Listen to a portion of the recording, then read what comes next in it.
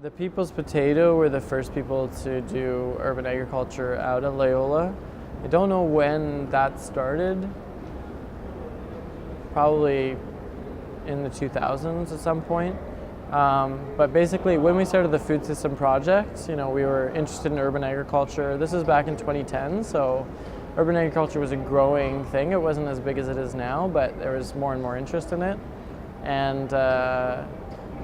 And so when Arturo did his internship at the People's Potato, and when Leonard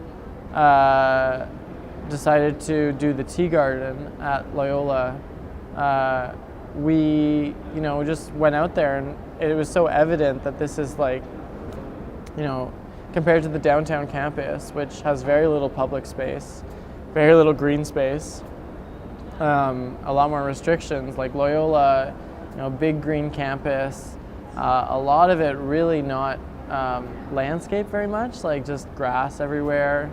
So it just made sense. It just was evident that campus was begging to be greened and to be transformed into a home for urban agriculture.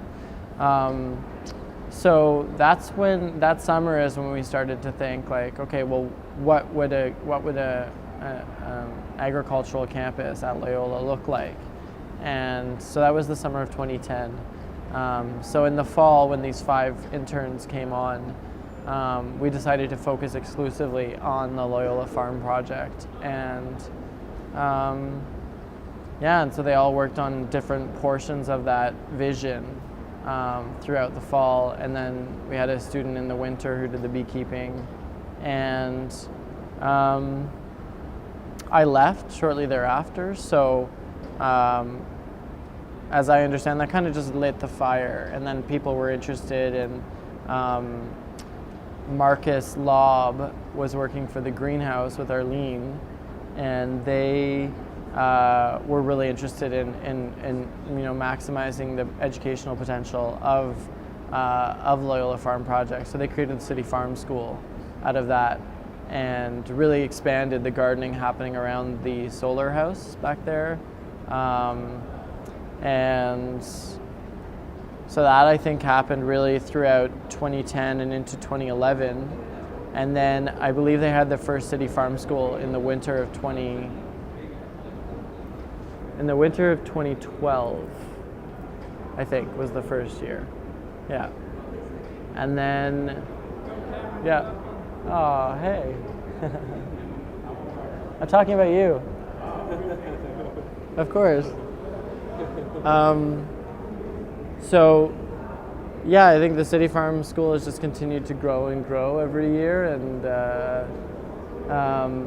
they've continued to garden spaces out there,